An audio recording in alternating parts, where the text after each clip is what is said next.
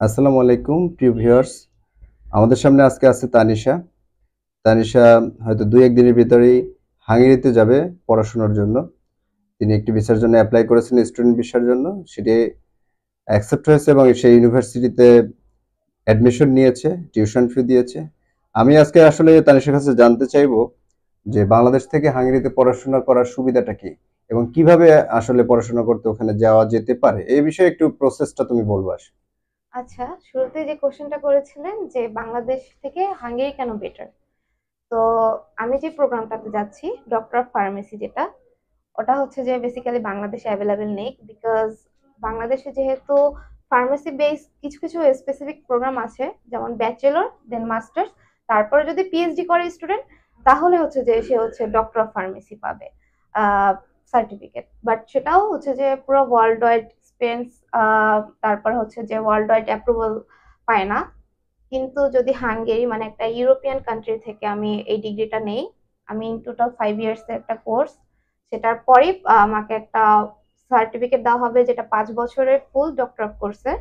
আর সেটা পুরো world wide একটা রেপুটেটেড একটা ইউনিভার্সিটি থেকে আমি নিচ্ছি। আমার ইউনিভার্সিটি হচ্ছে ইউনিভার্সিটি অফ সেজ। আর সেখানে হচ্ছে যে ওয়ার্ল্ড র্যাঙ্কিং ইউনিভার্সিটিটা হচ্ছে যে 573 নম্বরে আছে। তো ডেফিনেটলি তাদের যে সার্টিফিকেট, তাদের যে ভ্যালু বাংলাদেশ থেকে ফার বেটার। এই কারণে হচ্ছে হাঙ্গেরি চুজ করা আমার।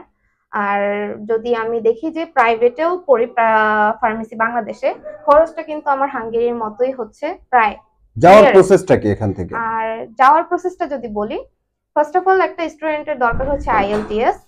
আইএলটিএস এ যদি হচ্ছে যে 5.5 থেকে শুরু করে 6.5 থাকে, গুড এনাফ।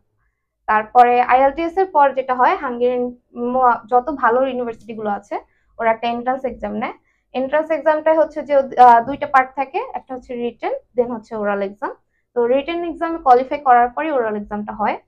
তো রিটেন এক্সামে হচ্ছে 16 মার্কস, ওরাল এক্সামে 40 মার্কস। তারপরে এটার উপর বেস করে ইউনিভার্সিটি স্টুডেন্ট অফার লেটারটা দেয়। তারপরে এম্বাসির জন্য স্টুডেন্ট দাঁড়াবে, এম্বাসিতে ভিসা ইন্টারভিউ হবে। তারপর হচ্ছে যে ভিসা পেলে সে ফ্লাই করতে পারবে। আচ্ছা, থ্যাংক ইউ তানিশা তোমাকে। তানিশা, তুমি তানিশা ইসলাম কল্প এই ইউনিভার্সিটি অফ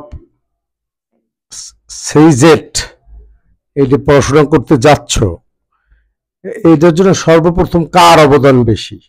আমি আমার প্যারেন্টসকে বলবো যে তাদের কিন্তু যদি স্পেসিফিক ভাবে বলতে চাই, আমি আমার বাবাকে বলছি। কারণ বাবা এবং অ্যাব্রোডে আমরা সবাই জানি যে পড়ালেখা কন্টিনিউ করতে একটা হিউজ অ্যামাউন্ট দেখাতে হয়, বা এরকম একটা খরচ আছে। তো আমার বাবা পুরো খরচটা বেয়ার করতেছে, আমার উপর ভরসা রাখতেছে, এর জন্য আমি ডেফিনেটলি থ্যাঙ্কফুল বাবার প্রতি। আচ্ছা, তোমার এই অ্যাপ্রক্সিমেট প্রয়োজন আছে।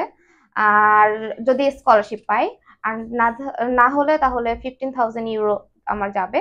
বাট আমার সেকেন্ড সেমিস্টার থেকে আমার বোঝা যাবে যে আমি স্কলারশিপ কত পার্সেন্ট পাচ্ছি। বাট অলরেডি আমি একটা স্কলারশিপ পেয়েছি, যেমন অ্যাকোমোডেশনের যেটা 400 ইউরো, ওই স্কলারশিপটা আমার আছে। সেটা নিয়ে যাচ্ছি। এরপর আমার সিজিপিএ এর উপরে ডিপেন্ড করবে আমি কত পার্সেন্ট স্কলারশিপ পাবো সেকেন্ড সেমিস্টার থেকে। ধন্যবাদ তোমাকে।